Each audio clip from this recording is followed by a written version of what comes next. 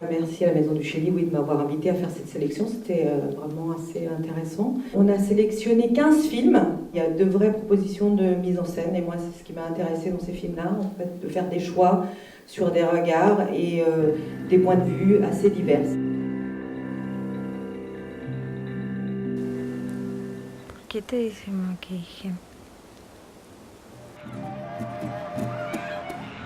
Este cortometraje es nuestra obra final de la universidad. Quisimos vincular lo nacional con lo universal, con la intención de contar una historia a partir de lo difícil que pueden ser las relaciones humanas, marcadas por el secreto, el tabú, por lo no dicho, y cómo una relación tan importante como la de padre-hijo puede debilitarse o romperse a partir del secreto.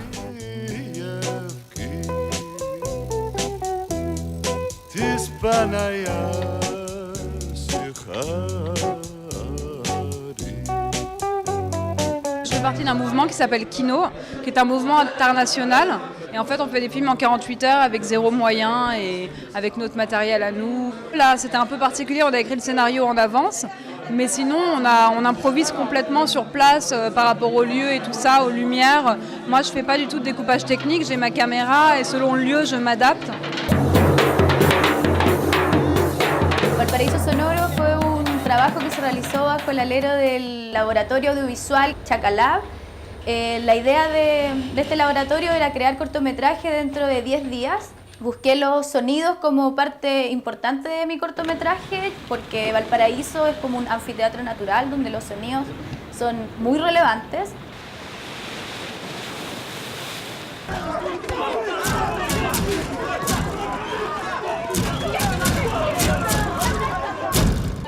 C'est un court-métrage qui s'inscrit dans une série de 4 courts-métrages, donc c'est le dernier qu'on a tourné au Chili.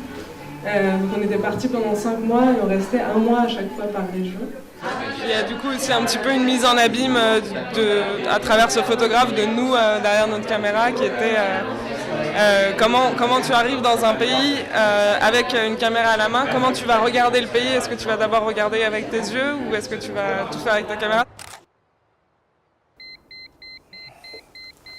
Ça c'est mon film de fin d'études, donc c'était à New York pendant l'hiver. Je choisis le côté très réaliste avec une lumière naturelle et pour les choix esthétiques, bien sûr moi je suis un grand fan de Michael Haneke, donc forcément ça se retrouve un peu peut-être dans le scénario. La Hora de Once es un stop motion que realicé junto a 2 compañeros más. Quisimos representar algo muy chileno y así nace La Hora de Once.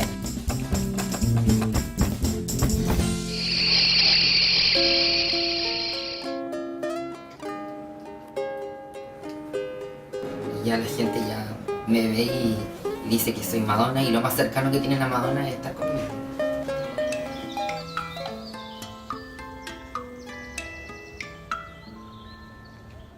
Dans le travail qu'on a fait avec les enfants, en fait, on voulait une ligne scénaristique très simple parce que l'idée c'était d'écrire avec les enfants. Et en fait, on s'est assez rapidement rendu compte que c'était pas évident de descendre jusqu'à la mer, enfin jusqu'à la plage, dans une ville comme Valparaiso qui est quand même en amphithéâtre autour de la mer, mais que juste l'accès est pas si simple.